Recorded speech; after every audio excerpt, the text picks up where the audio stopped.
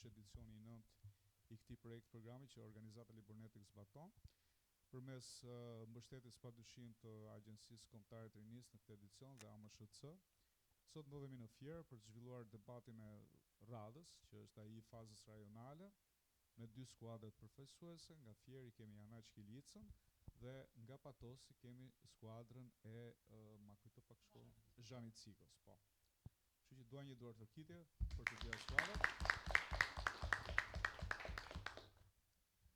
Ju e dini që në këtë format ajo çfarë është e rëndësishme është pikërisht zhvillimi i mendimit kritik, bërja e argumentave në mënyrë konstruktive dhe të gjitha këto janë elementët kryesorë që ne kërkojmë për gjithë këtij edicioni dhe jo thjesht pjesëmarrja në lojë, por që ju të aftësoni dhe të jeni sa më të mirë në dhënien e argumentave, jo vetëm për sa i takon formatit, por edhe për t'ju aftësuar ju në përditshmërinë tuaj, pra, për të qenë sa më objektiv. Ky është objektiviteti që ne duam, ndaj edhe juria që të vlerësoj sot debatin është po aq objektive, sepse është trajnuar sikurse ju, përse i takon atyre kriteret vlerësimit që do të ndjekin në zbatimin e këtij debatin. Me ne është Glingjet Malli, pjesë e Bashkisë Tiranë si antar i Këshillit Bashkiak, Liberta Muço, pjesë e skuadrës së Gjykatëve dhe e cila është tashmë një nga elementët e Organizatës Liburnetik prej 9 vitesh, dhe nga unë që jam drejtuesi i Organizatës Liburnetik dhe do të vlerësojmë sot të tre këtë debat. Mirë. Ajo çfarë do të debatojmë dy skuadrat sot është tema e agjendës së gjelbër, një plan i domosdoshëm që kërkon zbatim të menjëhershëm. Do të ndajmë qëndrimet pro dhe kundër këtu te globi dhe në debatin e dytë do të ketë drejt zgjedhje skuadra e Zhanit Cikos. Po, e hapim edhe tjetrën. Pro.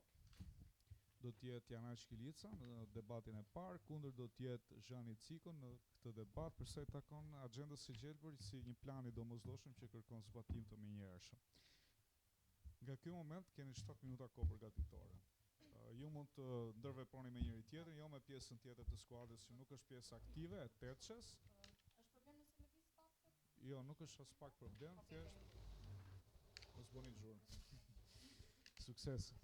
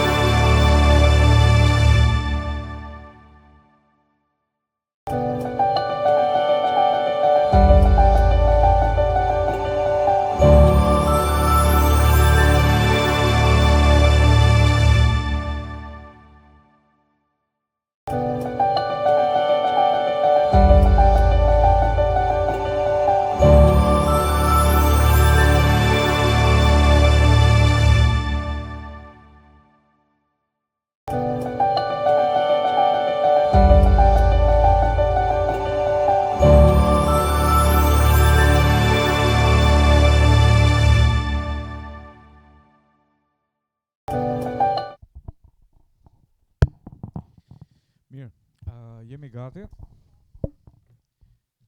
Si që do formati, do të filloj grupi që marrë qëndrimin pro, në rastin konkret Janaj Shkilica, do të pasohet pastaj nga Zhani Ciko. Në një mënyrë të alternuar, të 8 antarët do të thirren në lojë, që do të thotë të 8 antarët kanë nga 1 minutë maksimalisht për çdo ndërhyrje. Suksese, mund të filloni. Atëherë përshëndetje, unë jam Alessia Atia dhe jam nxënëse në klasën e 10-4 në gjimnazin Janaj Shkilica. Të nderuar antar të jurisë, kundërshtar dhe antar të grupit, ne sot nuk po debatojmë thjesht për një politik, ne po debatojmë për të ardhmen që po ndërtojmë dhe për ajrin që ne thithim. Atëherë, sipas The Lancet Commission on Pollution and Health, ne kemi marrë informacione se 9 milion vdekje ndodhin në botë çdo vit, dhe kjo nuk është as pak një shifër e vogël. Dhe ne gjithashtu kemi marrë sipas statistikave, ku 1 në 6 vdekje është përgjegjës mjedisi. Dhe, siç e thash, këto nuk janë as pak numra të vegjël. Mbi të gjitha janë jetë njerëzish të cilat janë duke vendosur në rrezik çdo ditë më shumë. Dhe 99% e popullsisë thith ajër mbi kufirin e sigurisë. Dhe në këtë pika kaq serioze, sipas IPCC, ne kemi gjithashtu informacion se ne kemi gjithashtu 7 vite kohë për të marrë hapa serioze përpara se situata të përkeqësohet. Pra, na duhet të ndërmarrim këto hapa përpara se të jetë shumë vonë.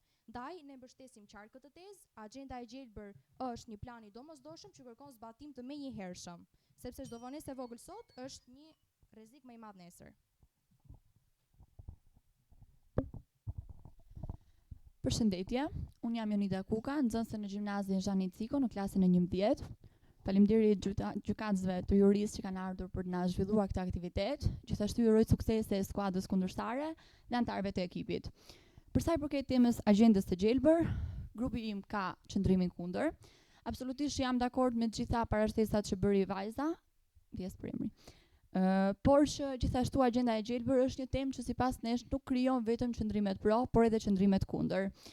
Megjithatë, pavarësisht gjithë qëndrimeve të saj, agjenda e gjelbër është një temë që lë thirr për qëndrime kundër, sepse në merritjen e projekteve dhe fondeve rritet rreziku për tenderat ekzistencial dhe sigurisht ne e dimë që në një vend si Shqipëria tenderat problematik janë gjithashtu gjëra që krijojnë rreziqe për një kosto sociale.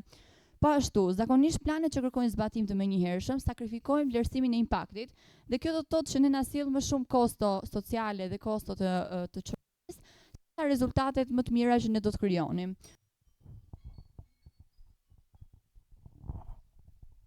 Përshëndetje, jam Emacela, e dëgjova me kujdes grupi kundërshtar, por duhet të citoj se ndotja nuk pret. Sipas World Health Organization, rreth 7 milion njerëz vdesin çdo vit si pasojë e ndotjes së ajrit dhe rreth 93% e fëmijëve në mbar botën jetojnë midisë me ajër të ndotur, gjë që shkakton probleme të shumta shëndetësore, si probleme mushkërit, probleme kardiake, madje edhe goditje në tru. 7 milion vdekje çdo vit. Kjo nuk është thjesht një shifër. Janë njerëz, janë familjar, janë jetë të humbura. Prandaj sot, ndotja e ajrit nuk është vetëm një problem për mjedisin, por gjithashtu është një kërcënim serioz për shëndetin. Prandaj pyetja është, edhe sa do të presë shëndeti ynë derisa të veprojmë. Faleminderit. Përshëndetje, unë quhem Marion Tiku dhe jam në klasën e 11 në shkollën Zhani Ciko. Dhe mendimi im kundër është sepse nëse do të bëhet një investim i shpejt në këtë agjendë, do të ketë disa anë negative të saj, të cilat mund të jetë si për shembull një prej tyre është sepse problemi me investimin, sepse kjo agjendë do të kërkojë një investim shumë të madh dhe në të njëjtën kohë, nëse këto investime do të merren me anë të taksave të rritura ose me anë të borxheve, do të ketë një pakënaqësi në rrjetin social. Dhe gjithashtu edhe nga ana tjetër, ky do të kalojë në një investim të padëshiruar dhe në një investim të shpejtë dhe të nxituar, dhe nuk do të ketë asnjë efikasitet. Përshëndetje, unë quhem Ana Çela. Para tjetër po flet për pritjen, ama problemi është se klima nuk negocion me ne. Sipas IPCC-s, temperatura ka ndryshuar me 1.1 gradë, është rritur. Kjo do të thotë që emetimet globale do ulen me 45% deri në 2030. Kjo nuk është thjesht shifra, këto janë fakte, të cilat i shohim edhe në vendin tonë në Shqipëri. Këto i shohim në zona si Shkodra, ku shohim përmbytje të shumta, por gjithashtu edhe thatësi në zona të tjera, të cilat ndikojnë drejt për drejt bujqësinë. Për shembull, sipas Bankës Botërore, Shqipëria është një vend i predispozuar ndaj përmbytjeve të thatësirës. Dua të bëj një pyetje grupi tjetër. Pse të presim kur ky problem, këtë problemi e kemi vit pas viti përpara syve. Shpesh, vonesa sjell më shumë dëme, më shumë kosto dhe më pak zgjidhje. Faleminderit. Përgjigjem pyetjes? Përshëndetje, jam Regjina Jorgo, nxënëse në klasën e 11 tek shkolla Zhani Ciko. Argumenti im kundër është se kostoja mund të shkaktojë dëm edhe nëse dizajni nuk është dizenjuar në mënyrë efektive, nëse rritet çmimi i naftës apo çmimi i energjisë elektrike, si dhe shërbime të tjera të cilat mund të jenë nga më të ndryshmet dhe që na ndihmojnë çdo ditë në përditshmërinë tonë. Ato mund të prekin familje të cilat nuk janë shumë lart në shtresat shoqërore.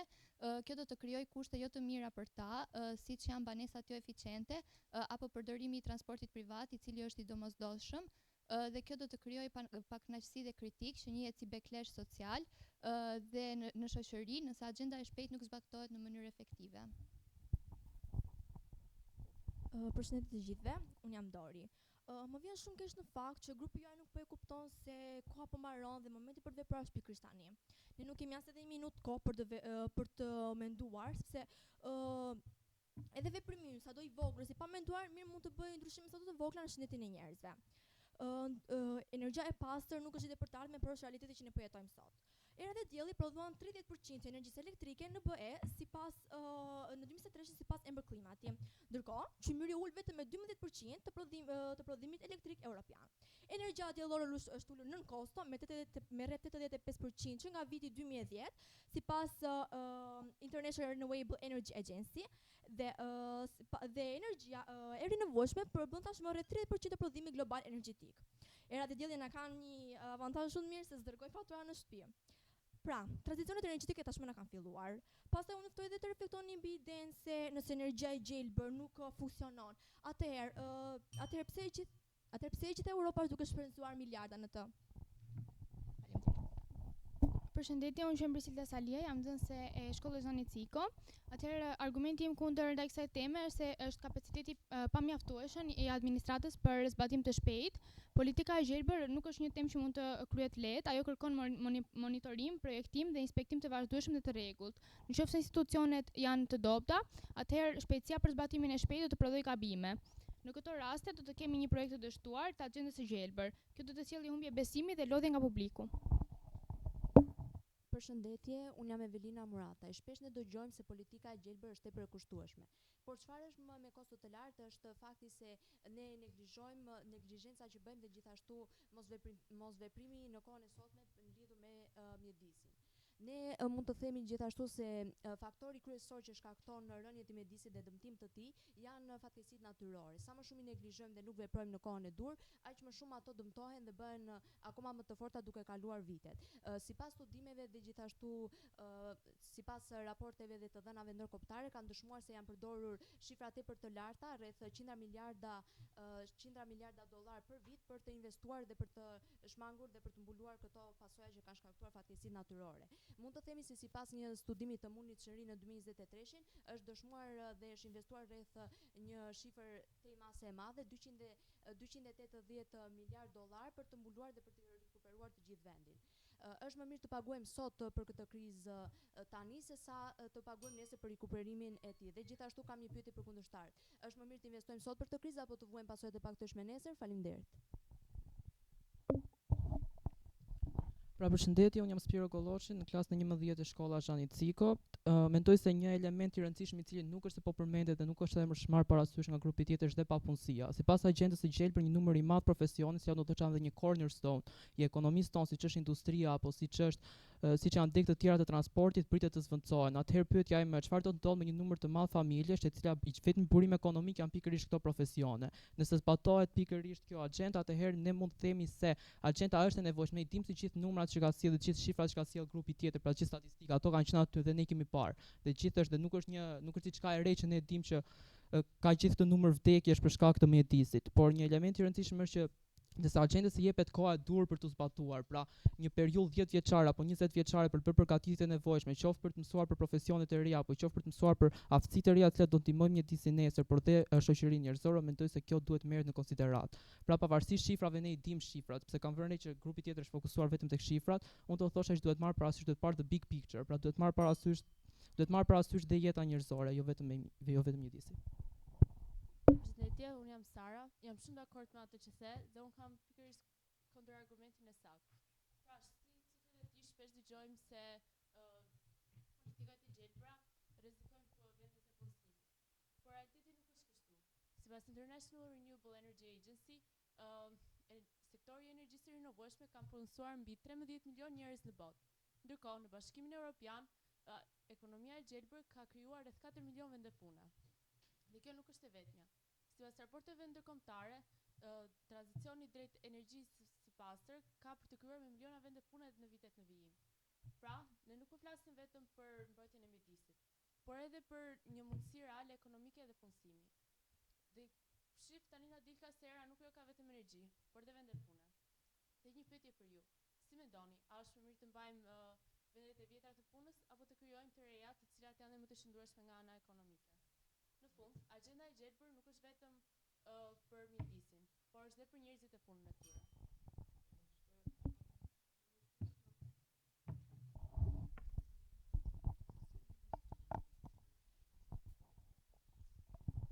Atëherë ne jemi dakord me atë çka tha grupi tjetër, lidhur pikërisht se energjia e rinovashme ka hapur shumë vende pune, por kjo ka dhe një dëm tjetër tek njerëzit. Ato janë taksat. Nëse ne marrim masat të menjëhershme, kjo do të çojë domosdoshmërisht në rritjen e taksave.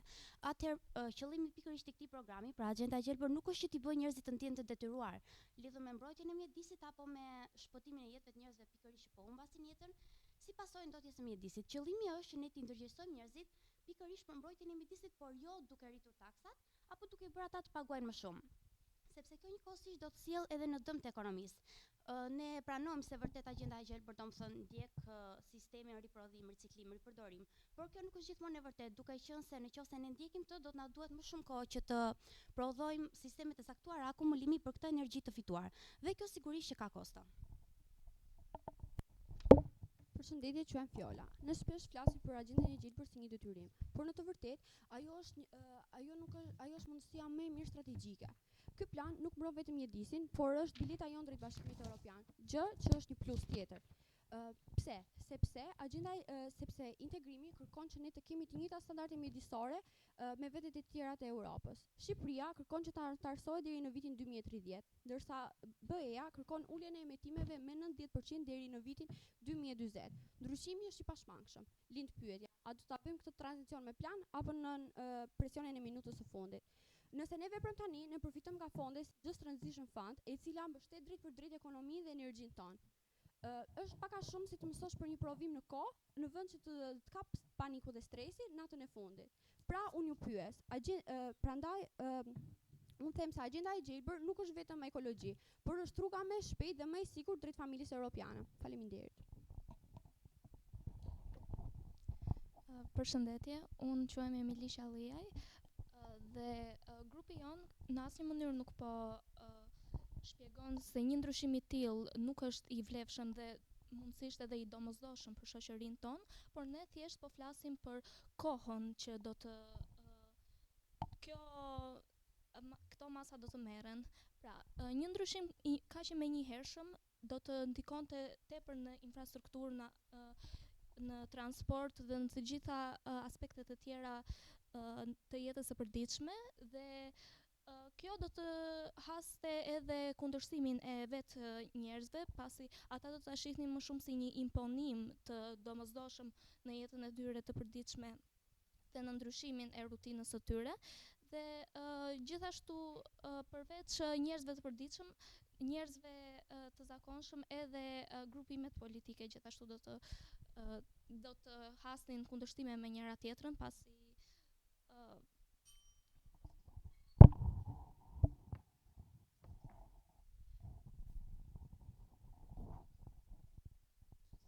Përshëndetje, unë quhem Anja dhe jam në gjimnazin Janaj Shkilica në klasën e 11-ty.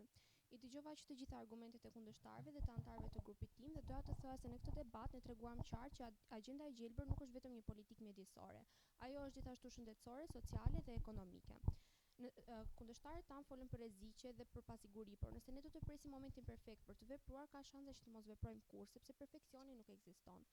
Gjithashtu do të thoja se nga statistika tregohet qartë se nëse ne do të përdorim energjinë efikase, rreth 30% e ndërtesave do të arrijnë që të kursejnë energji dhe gjithashtu nëse ne shpenzojmë $1 më shumë sot për të rregulluar këto dëme, do të kursejmë $4 dëme në të ardhmen. Madje edhe nga luftat në Ukrainë dhe tensioni në Iran u tregua qartë se sa e rrezikshme është energjia të cilën ne importojmë nga vendet e tjera, pasi ajo sjell varësi ekonomike, vështirësi dhe gjithashtu edhe shumë tensione në vende të ndryshme. Prandaj ne nuk po themi që ne duhet të veprojmë papritur dhe menjëherë, por është shumë e qartë se planeti ynë ka nevojë që të shpëtohet. Dhe ai nuk ka një buton i cili të kthej pas dëmet dhe gabimet që ne bëjmë. Prandaj është e rëndësishme që ne të veprojmë menjëherë për të siguruar një të ardhmen më të sigurt. Faleminderit. Atëherë përshëndetje të gjithëve, unë jam Enrico Petushi dhe për ta përmbledhur ne jemi dakord me agjendën e gjelbër, por si kundër përgjigje për grupin tjetër, afati për cilën flasim është 12 deri 24 muaj. Dhe kjo rrezikon të ketë kosto sociale dhe jo efikasitet. Agjenda e gjelbër është një platformë e domosdoshme, por në një afat të shkurtër kohor, ajo nuk siguron impakt cilësor. Kështu që pse jo të vonohemi pak, por të jemi të sigurt në atë që po bëjmë.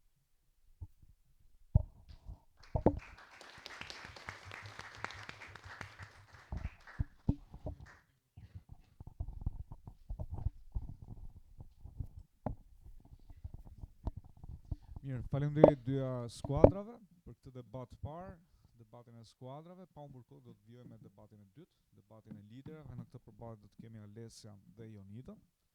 Për sa i takon njërës prej temave që fshihet këtu tek të zarfat dhe që do ta zgjidhë Juria.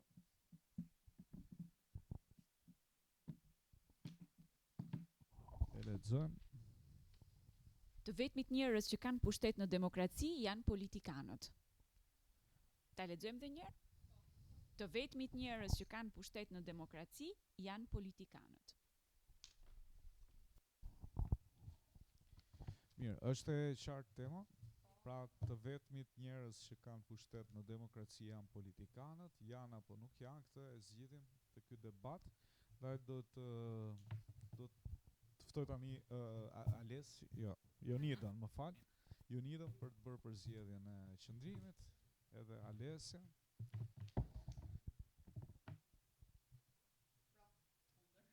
Kundër përsëri. Pra Alesia do të mbrojë tezën që politikanët janë të vetmit njerëz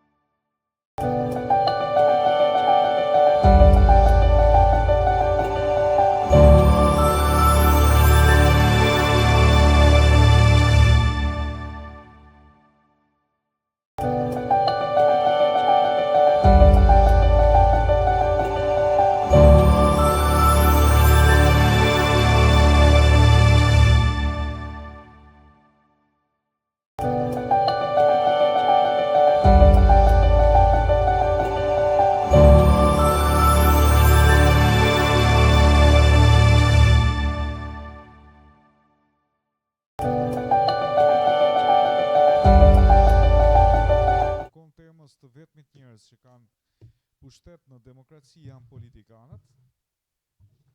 Pro do të jetë Alessia, kundër do të jetë Jonida. Shumë suksese nga 2 minuta për 4 ndërhyrje në total për secilin. Në mënyrë të alternuar padyshim. Mund të filloni.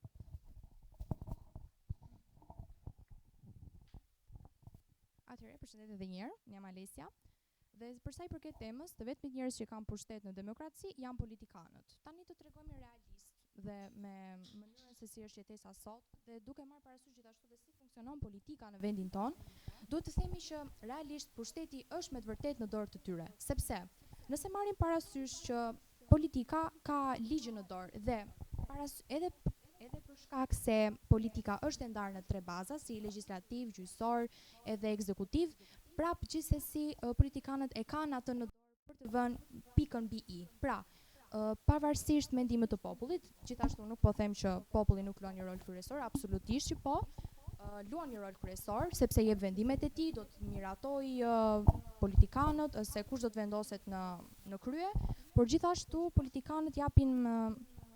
politikanët do të japin se çfarë do të vendoset për popullin, ç'është më e mira për to në fund të ditës dhe kanë gjithashtu eksperiencë nëse do të quajmë, sepse duke marrë parasysh edhe politikanët që ndodhen aktualisht në vendin tonë, edhe gjithçka merret për bazë vendimi i popullit, por gjithashtu siç e thash është në dorën e tyre.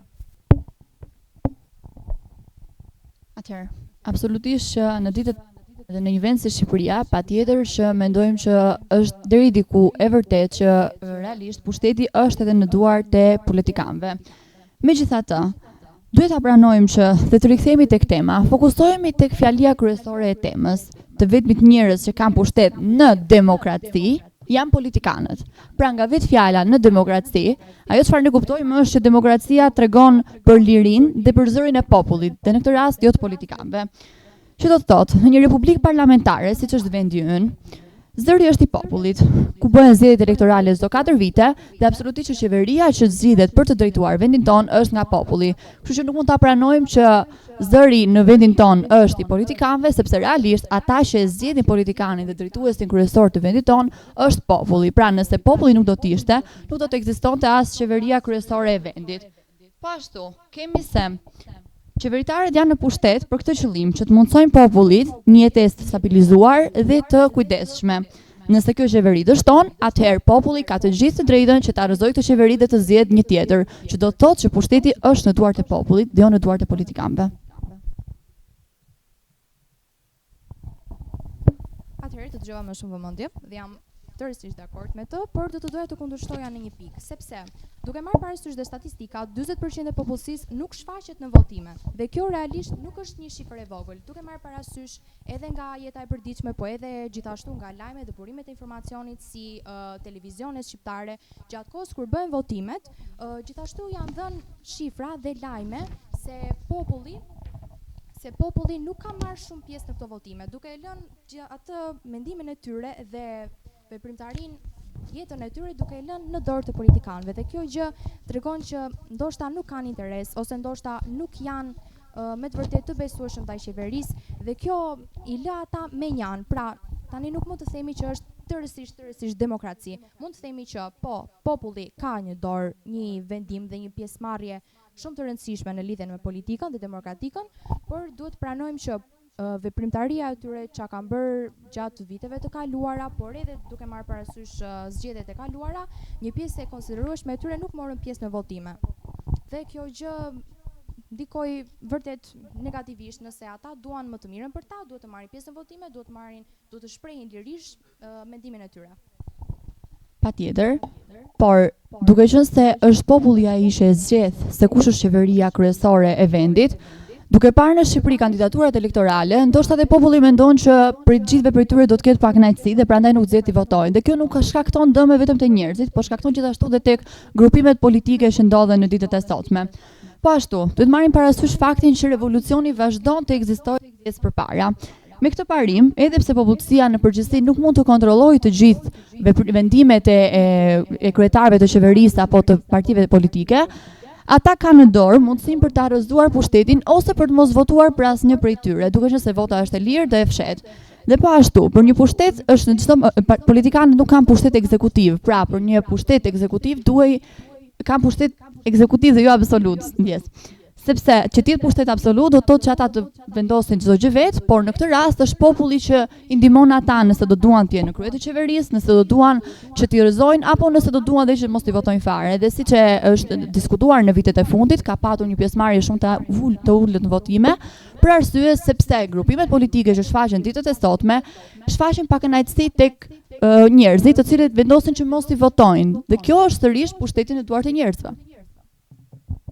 Gjithashtu vazhdoj ende të mendoj sepse askush nuk po i pengon njerëzve që të shprehojnë mendimin e tyre lirshëm, sepse në fund të ditës jemi në demokraci dhe njerëzit e kanë në dorë të shprehin qartë mendimin e tyre. Nëse nuk janë dakord me diçka, janë shumë të lirë për të folur dhe për të shprehur mendimin e tyre nëpërmjet votës. Por siç e tham, edhe për shkak të numrit të vogël të pjesëmarrjeve dhe votimeve në vitet e fundit tregon qartë për këtë. Gjithashtu do thoja që vërtet populli voton, por këtë pjesë të madh e luan edhe korrupsioni dhe manipulimi politikanëve. Është një gjë e cila duhet cekur dhe është vërtet realiteti shqiptar, ku realisht nuk duhet të ndodhi, por ndodh dhe nuk është një gjë e cila mund të mohohet. Dhe për shkak të kësaj populli edhe mund të ndrydhet nga pushteti i tyre, por në fund të ditës, siç e the, nëse vërtet ka demokraci, atëherë populli duhet të japë mendimin e tij dhe duhet të ngrihet si për tyre, por kjo nxjerr sigurisht në përfundimi që politikanët me të vërtetë e kanë në dorë pushtetin dhe kjo gjë dhe statistika domethënë edhe jeta në Shqipëri edhe korrupsioni është diçka e cila tregon qartë.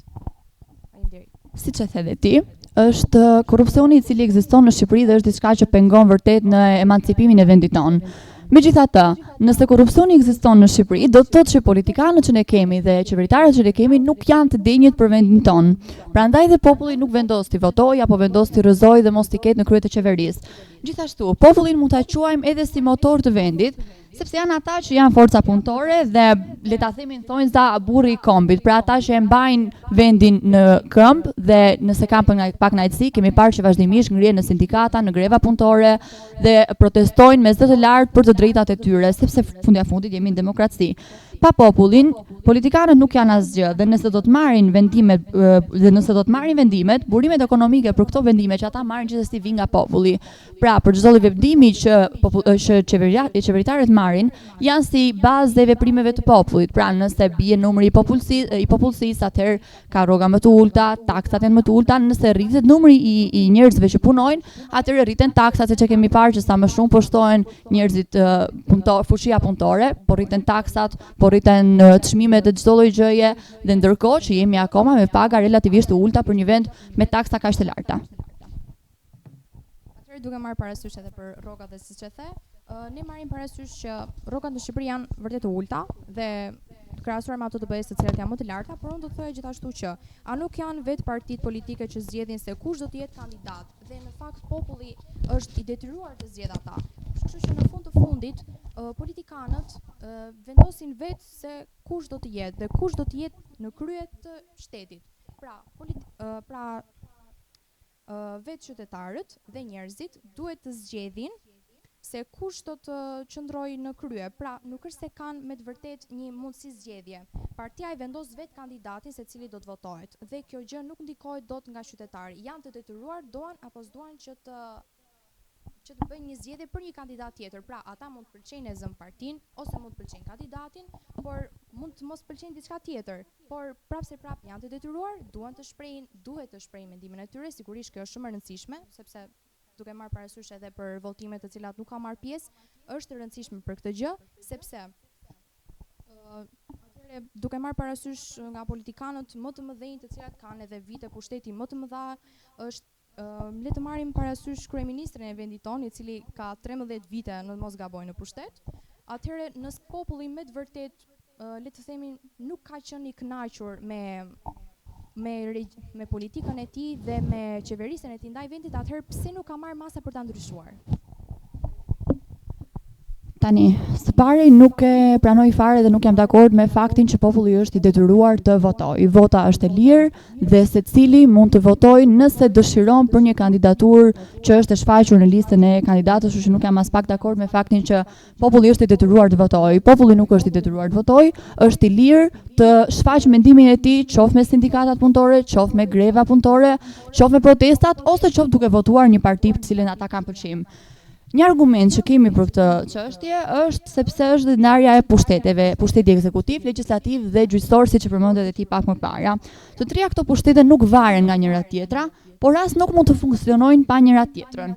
Çka do të thotë që tregon se të treja pushtetet janë ato që vendosin, miratojnë dhe zbatojnë ligjet, dhe politikanët nuk mund të ndërhyjnë. Pra vërtet ne kemi një kryetar qeverie, siç është Edi Rama, por ky nuk mund të ndërhyjë vendimet që merr anëtarët të pushtetit ekzekutiv, legjislativ apo gjyqësor. Po ashtu kemi Kushtetutën e Shqipërisë që është ligji themelor i një vendi dhe është i pandryshueshëm nga politikanët, kështu që është një argument që jo politikanët kanë çdo lloj pushteti në dorë. Pra janë në një funksionim politik, është një marrëveshje mes politikanëve dhe njerëzve, një marrëveshje dypalëshe që mundohen për një popull që të ecë sa më para.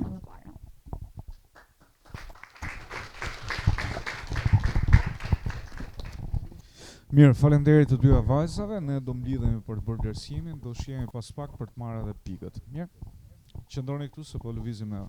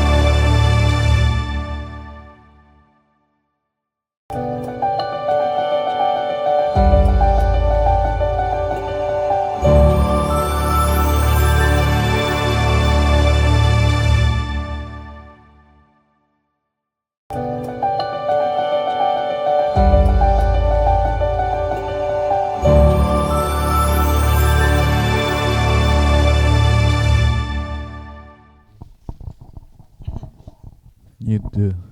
Dëgjoni? 1 2. Okej. Mirë, ja ku jemi. Para se t'japim pikët, padyshim që ne kemi dëshirë të ndajmë me ju edhe komente apo dhe këshilla, sugjerime për sa i takon asaj çfarë ndoqëm. Padyshim që mund të kem vëmendje, të lutem? Vëmendja është nga kriteret e vlerësimit, ne i mësojmë shumë që të gjitha kriteret të respektohen në nivele të kënaqshme. Sigurisht që kishte element që këtë kritere e zbatoni, por nga ana tjetër kishte edhe shumë mangësira përsa i takon përgatitjes tuaj. Në tërësi debati shkoi mirë, përsa më takon mua jam i kënaqur që kishte një përgatitje edhe pse ju ishit për të parë, ndaj dua t'ju përgëzoj për këtë pjesë. Deri diku formati ishte kuptuar, kishte mangësira padyshim, ndaj dhe unë ju pyes gjithmonë në fillim, nëse keni pyetje apo nuk e keni kuptuar formatin, që e thënë e drejta, as nuk kam se ta pyes sepse ju keni marrë një trajnim dhe duhet që ta respektoni. Kur e them këtë gjë nuk e them vetëm për ju, e them në tërësi përsa i takon respektimit të formatit edhe kulturës së debatit që duhet të ketë çdo pjesëtar i skuadrës që ka dëshirë të jetë pjesë e kampionatit, pra ka zgjedhur të jetë pjesë e këtij formati. Nga ana tjetër, më pëlqeu që nga skuadra e Janaj Shkilicës kishte përgatitje dhe kishte statistika dhe burime. Rallëherë ndodh që burimet të citohen. Nëse neve japim një statistikë apo një studim dhe nuk kemi një burim, sigurisht që argumenti mbetet i papërfunduar ose nuk është i plot. Kështu që nga ana juaj erdhi, nga ana e skuadrës tjetër, për fat keq nuk patëm. Megjithatë më pëlqeu shumë arsyetimi i djalit, nuk e di si e ke emrin. Spiro. Dhe përgjigjja e vajzës që ishte fill mbas tij, që ishte shumë me vend, domethënë ishte një nga argumentet apo ndërhyrjet dhe kundërpërgjigjet më të sakta që kishim në këtë debat. Të dy dua t'i përgëzoj, domethënë kjo është fryma dhe çfarë ne duam që të ndjekim tek të 8 anëtarët e skuadrës. E thash dhe në fillim fare nuk kemi nevojë që dëgjojmë se sa mirë i keni përgatitur ju studimet apo argumentin tuaj apo ndërhyrjen tuaj. Nuk duhet ndodha si gjë përgatitur. Ajo çfarë duam të shohim ne është debat të mirëfillt, pra unë mendoj sepse e gjithë, domethënë, djali e kapi në pikën më të mirë të mundshme. E vërtet që ju po na thoni statistika apo studime, por nuk po diskutojmë për këtë gjë. Domethënë, ose po diskutojmë për politikbërjen apo po diskutojmë për politikanët nëse kanë vërtet realisht pushtetin në dorë. Por nuk u përmend, domethënë, nëse u përqendruan te kushtetuta, qëndrojmë aty, mos i ezauroni të gjithë argumentet apo shembujt që keni që në ndërhyrje të parë. Duhet të përqendroheni, të jeni shumë më të vëmendshëm që të bëni një debat mirë. Në momentin që ne i kemi ezauruar të gjitha argumentat, nuk kemi për çfarë të flasim pastaj në 6 minutat e tjerë, nëse në 2 minutën e parë ne i kemi thënë të gjitha. Prandaj duhet menduar në mënyrë strategjike në çdo debat. Megjithatë, qëllimi i këtij formati, sikurse e thamë në fillim, nuk është thjesht pjesëmarrja në kampionat, por është që juve t'ju japim nxitje dhe disa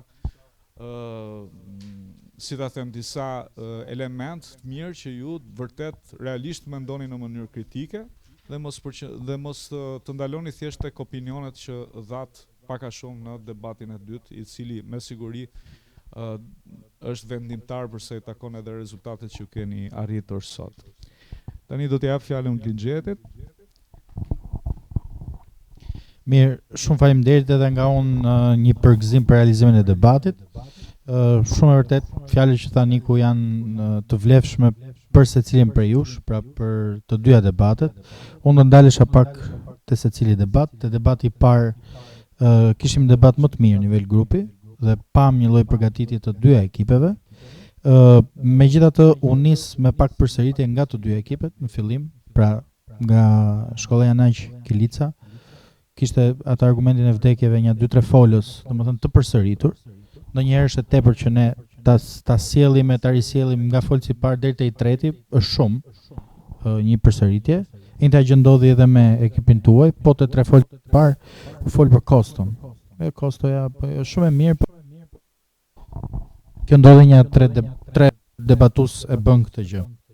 nga debatuesi i katërt MT, pastaj fillin argumenta të reja. Nga Janaj Kilica kishim integrimin në BE si një nga kushtet, kishim fatkeqësitë natyrore. Pra i tillë duhet jetë debati, pra nga një debatus te një debatus tjetër, duhet kemi argumenta të reja, sigurisht jo të shpërndarë në një nivel të jashtëzakonshëm, por që të kemi një linjë logjike dhe të përmendim pak a shumë secili nga një temë brenda, nga një nën temë brenda temës. Ashtu si kundër edhe tek ky lloj një argument i ri nga debatusi në debatus, ku përmend koha shumë e shpejtë për këtë vendimarrje. Apo administrata nuk është e përgatitur akoma që të përballojë fluksin e ndryshimit. Apo edhe ndërgjegjësimi që është mirë të fokusohemi te ndërgjegjësimi fillimisht dhe pastaj mund të bëjmë hapat më të eshëm. Nga shkolla e Fierit, në fakt kishim pyetje që jo gjithmonë u mor përgjigje nga kundërshtarët. Edhe kishte një lloj kundërpërgjigje, edhe ndoshta ndonjë pyetje që kishin kundërshtarët. Është vërtet ajo që tha Niku, pjesa më e bukur e debatit, ose si më thën, ajo që do donim ne që të ishte i gjithë debati nga 28 në numër rendi, ishte fiks përballja mes Spiros edhe Sarës. Ishte vërtet shumë e bukur për të dëgjuar një lloj fjale shumë autentike të Spiros. Pa u përqendruar te letra, po u pa që Spiro ishte vëmendshëm gjatë debatit. E nuk ishte nevojë që Spiro atë që kishte shkruar ndoshta në 7 minutë të përdorte atë si argument. Po dëgjoj linjën dhe pa që u plago këto statistika, dakord, shumë mirë, kemi pa dhe ne të paketa, tha Spiro. Pra ishte shumë autentik, i përgjegjshëm, i mirë në debat, po e marr shembull juve se kishte element shumë të mirë, cili për jush, po domethënë pika që e bëri të mirë edhe Spiro përgjigjja Sarës.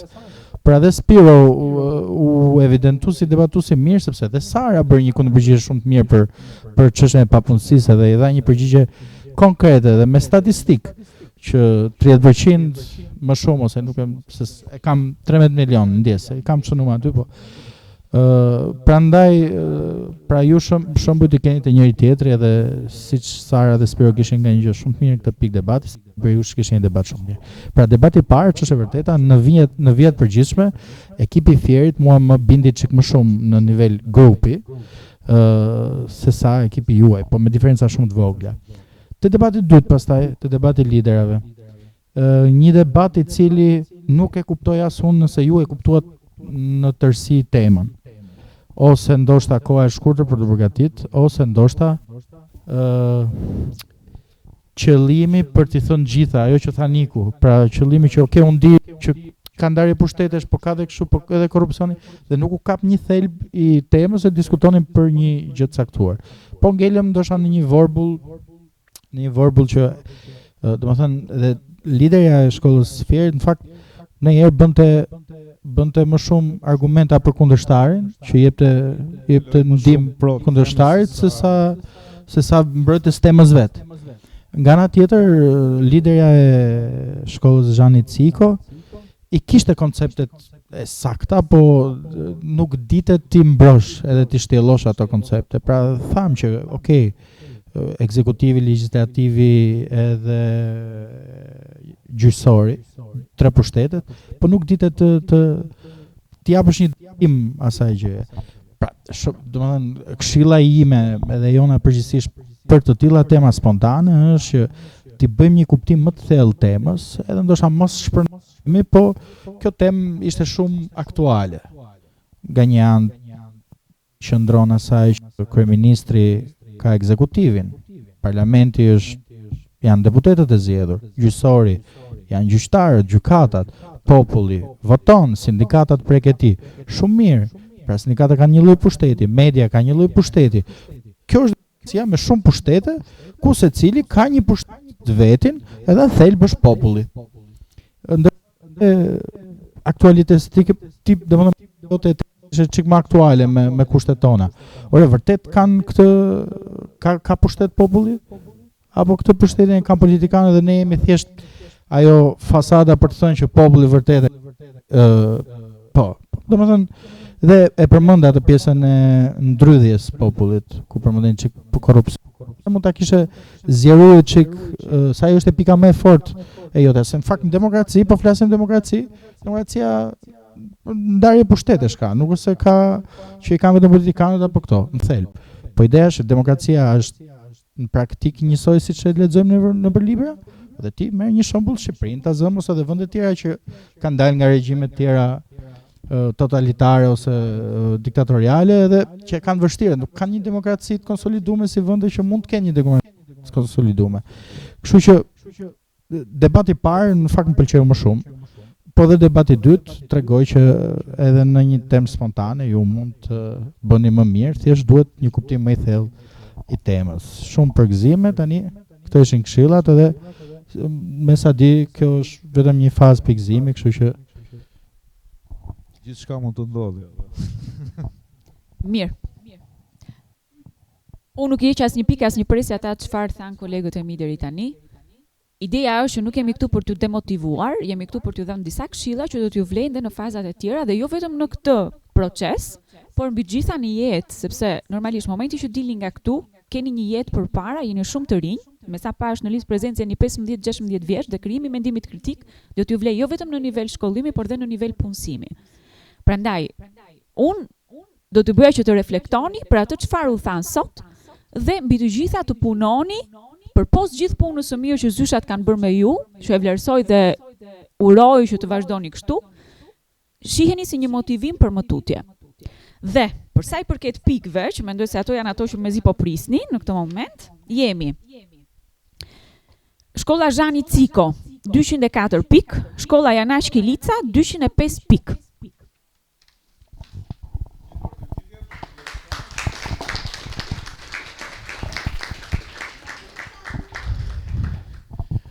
Këto janë pikët, e thamë edhe pak më përpara, jemi në fazë akoma të debateve rajonale, që do të thotë 16 skuadrat me pikët më të larta do të jenë ato që kualifikohen për në fazën eliminatore, ku do të kemi direkt të skuadrës në një debat, për të vazhduar pastaj me debatet çerkfinale, gjysmëfinale dhe finalet e mëdha që bëhet në Tiranë, po kështu. Kështu që shumë suksese, uroj t'ju shohim përsëri. Uroj t'ju shohim pse jo edhe vitin tjetër nëse do doni të jeni pjesë e kampionatit kombëtar debatit. Vitin që vjen jemi në edicionin e 10, një nga edicionet më të bukura ndoshta që do mundohemi të realizojmë. Padyshim me mbështetjen atyre që të bëjnë të mundur, Agjencinë Kombëtare të Rinisë dhe shumë aktorë të tjerë që do duan të bashkohen kampionatet kombëtar debatit. Dhe padyshim ju, sepse jeni protagonistë të këtij kampionati. Faleminderit.